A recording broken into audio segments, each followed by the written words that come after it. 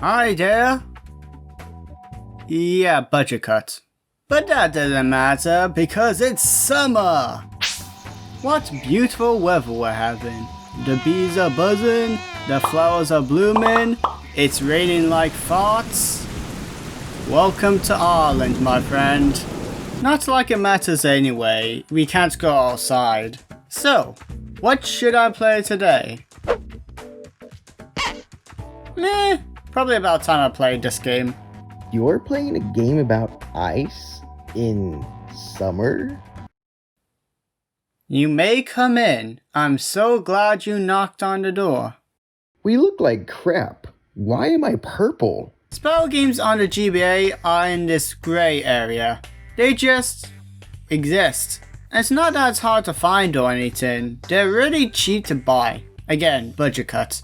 They're basically everywhere. It's probably just me, but these games are something you forget that was made. I had a friend or two that owned one, I think. Even I got one way back those summers ago, along with my Game Boy Advance. Yet, I've never been bothered to try it out.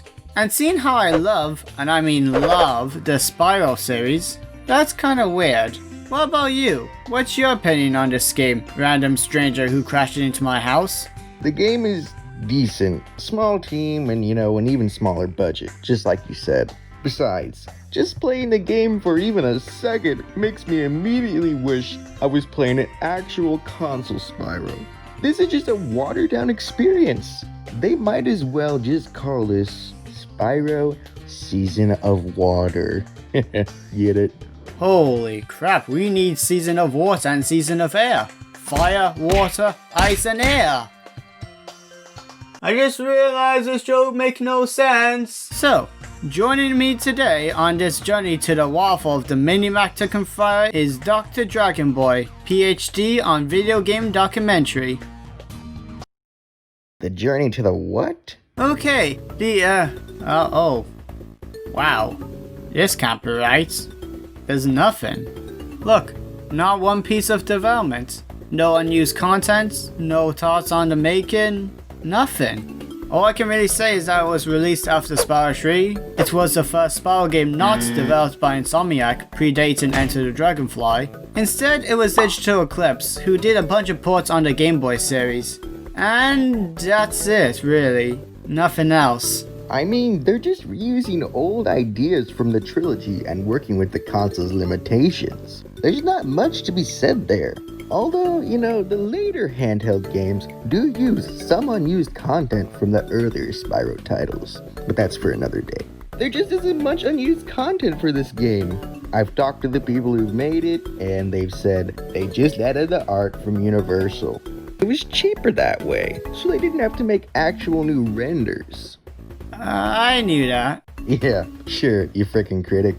So after a whatever faux host said, I kinda cheated on my test, don't tell him. Spyro Season of Ice was released on the Game Boy Advance on the 30th of October 2001 in North America, the 16th of November 2001 in Europe, and the 26th of December 2002 in Japan. So, am I ready to tackle this not so new adventure? And is it fun? Well, let's glide in and find out. The story begins with Spyro, Hunter, and Bianca resting at the beach of Dragon Shores. You know, when they spot a balloon with a note attached to it. It turns out that the Rhynocs are back and freezing all of the fairies into ice crystals. No more crystals, please, I'm begging you. So, Spyro must melt the ice, free the fairies, and kick some Rhynocs' butt. Later, you find out that a Rhynoc called Grendor stole Bianca's book of spells to make him smarter. But instead, he gets 2 heads and 4 headaches. Ha ha ha ha! It's so funny. So he's now trying to use the magic of the fairies to turn back to normal. Dang, this sucks without voice acting. Hey Spyro, I think I see a flying sheep saucer heading straight for us. Let's get out here before it abducts us. That's not a fly sheep saucer. It's just a balloon. Look, there's a note here from Zoe. It says, Dear Spyro, I'm using every last drop of my magic to send you this message. Someone has cast a powerful spell over the fairy world, freezing fairies in ice crystals. Honestly, kinda the story I'd expect from a portable Spyro game, but, well, kinda what I expected. I don't know what else to say, so next! When you start the game, you'll see that the game is shown in an isometric view, a direction that I can understand. There are gems all over the place, hub worlds, portals, the ice crystals being the main objectives. It's Spyro so far. Maybe this could be a good game. Yeah, well, maybe not. Yeah, I know. Well, first of all, the controls are okay. In fact, they perfectly emulate the other games, minus the abilities from Moneybags in Spyro 2. There's a problem with the charging though. Because you're looking at a top-down angle with limited view, you'll be doing this.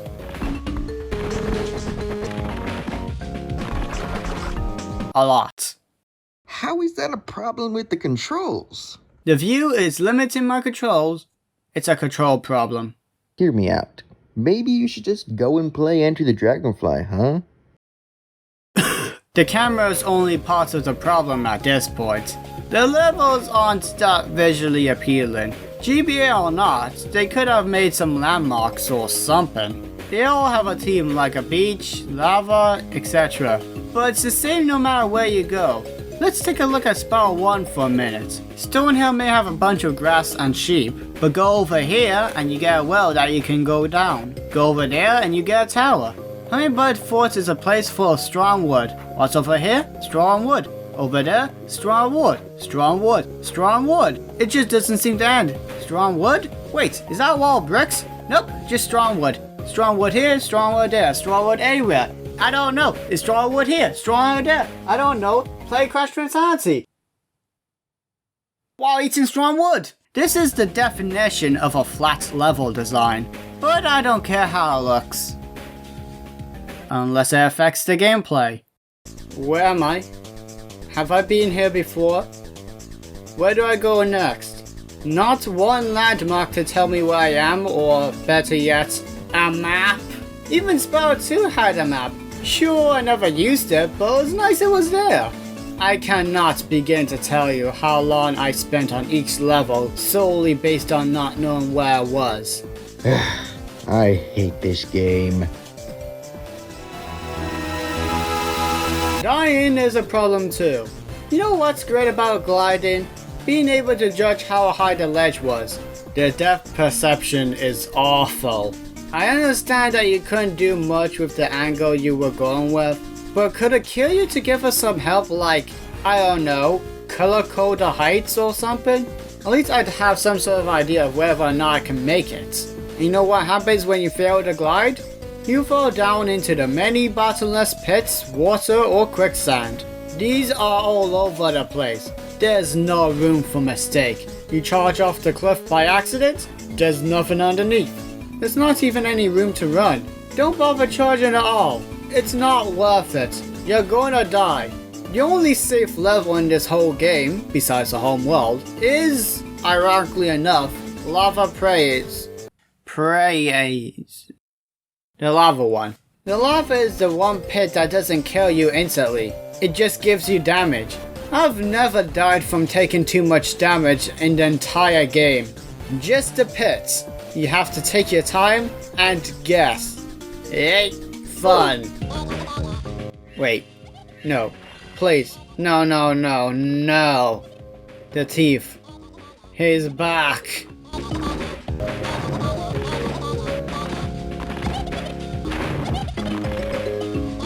He is impossible this time. Along with the gems, ice crystals, question mark jars, and the 1 missions per level, which are mostly flame dismounted tins that are spread out throughout the map. There are these tins that you also have to flame per level, similar to the skill points from before. Except instead, they give you an ice crystal when you flame them all in a level. Good idea and concept. Not executed well though. Once you die, and believe me, you're gonna die, you have to flame them all again. Oh, and did I mention there are no checkpoints? You die, You go all the way back. I really hate the level design. Level design? I wouldn't even call it that. Just like Spyro 3, in every homeworld, there's a Sparks level and a Speedway level. In the Sparks ones, it plays exactly like Spyro 3. That's about it. As for the Speedway levels, I hate them. I hate them so much. It's way too difficult for me now. Everything moves around, some of them are important to shoot as there's a time limit, which there's not a lot of. And the boss may be the same for every level, but he's a pain and he gets worse every time. And there's a hard mode too. And you need to do that one to get the extra fairy. As for the bosses, there isn't much. There's only one boss, Grendor, which you fight twice. Once after the second homeworld, and again after you... Hold on, let me just put on my reading glasses. Yeah, okay. Ooh, I see. You need all the fairies to beat the final boss and beat the game! Not a secret boss, the final boss. And it's the exact same as before! It's not even a good fight. He has a shield of fire. You flame him, he Marios, do the same, he's dead, you free Zoe. The fairies tell him that if he wanted to change back, he could have asked. And the game is finally beat. Oh, don't worry, there's something for you afterwards. Once you free Zoe, this portal opens up that leads you to a minigame called Dragonfly X. I wonder if he's gonna say something in the comment section. The game's alright. There's a bug in the middle of all those shields, you shoot them down, you shoot him, repeats till you get the highest score. Easier said than done. He gives you no chance when he's open. Mediocre and not really worth it if I'm gonna be honest. And by the way, collecting all the gems get you nothing. You can probably beat the game without picking up a single gem. Oh my god, stop being triggered, bro. If I can say anything good about this game, it looks and sounds like the original. I've already explained about the level design and how I don't like it at all, but the characters look pretty good. They're based on the artwork design, which, not gonna lie, does creep me out a bit, but they look alright nonetheless. The music sounds alright too, for a GPA game at least. Rather than Stuart Copeland doing the music, we've got Robert Buffy and Ed Cosico, who did an okay job on it with what they were able to work with. Actually, fun fact, Ed has a YouTube channel. I thought it was cool to find out. As for the sound design, well, it perfectly emulates the original games. Probably nothing groundbreaking. I guess I was expecting Sonic on GBA levels of sound design, but it sounds good at least. Finally, something we can agree on. And that's Spyro Season of Ice. What do we think of it? Honestly, I was a bit disappointed. I was really hoping it would be at least an average game at best. While it looks and sounds okay, and I understand the limitations, the level design just ruins the entire game. In short, not a good game. I'm really hoping the other two Spyro games on the Game Boy Advance would at least be better. I haven't experienced them yet, but I'm really wanting a good Spyro game for the go. Apart from that one. Well, this was, fun? Oh, got to go now, What the? I'm going to shoot you all. Take that. You know, one of these days, someone's gonna just open the door like a normal person.